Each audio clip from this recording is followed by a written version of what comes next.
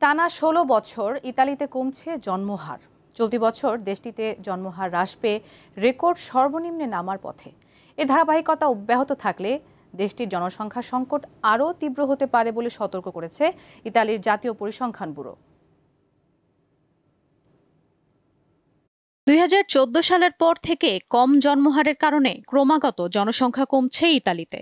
চলতি বছরও সেই ধারাবাহিকতায় আরও নিচে নেমে গেছে জন্মহার। এতে দেশটির জনসংখ্যা সংকট তীব্র হওয়ার সতর্ক দিয়েছে ইতালির জাতীয় পরিসংখ্যান ব্যুরো আইএসটিএটি।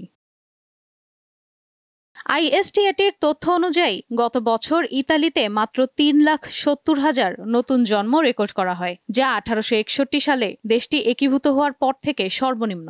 এ নিয়ে টানা ১৬ বছর জন্মহার হ্রাস পেয়েছে দেশটির।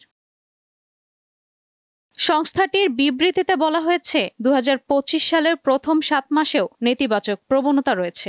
এই সময়ে মাত্র ১,৯৮,০০০-এরও কম নবজাতক জন্মগ্রহণ করেছে, যা ২০২৪ সালের একই সময়ের তুলনায় ৬.৩% কম। আইএসটিএটি বলছে, জন্মহার হ্রাস অব্যাহত থাকলে আগামী ৭০ বছরে ইতালির মোট জনসংখ্যা ২২% হ্রাস পাবে।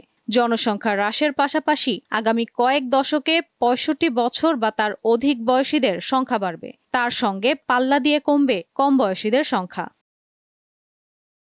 বিশেষজ্ঞরা বলছেন, জন্মহার হ্রাস অব্যাহত থাকলে ইতালির অর্থনীতি ও সামাজিক কাঠামো বড় ধরনের চ্যালেঞ্জের মুখে পড়বে। পাশাপাশি অবসরের বয়স বাড়তে থাকায় ইতালির শ্রমবাজারেও প্রভাব পড়বে। সন্তান জন্মে উৎসাহ দিতে নানা উদ্যোগ নেওয়ার পরও জন্মহার বাড়াতে পারেনি সরকার। জাতিসংঘ বলছে, অর্থনৈতিক সংকট, পর্যাপ্ত সময়ের অভাব, উপযুক্ত সঙ্গীর অভাব, শিশু যত্ন কেন্দ্রের অপর্যাপ্ততা ও বন্ধ্যাত্বের মতো নানা কারণে বিশ্বের সন্তান জন্মহার নজিরবিহীনভাবে কমেছে। বর্তমানে দেশটিতে একজন নারীর সন্তান জন্ম দেওয়ার হার ১.২, কিন্তু জনসংখ্যার ভারসাম্য তৈরিতে প্রয়োজন ২.১%।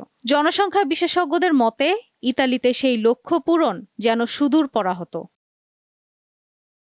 ইশরাত সুমা, দীপ্ত বার্তা কক্ষ।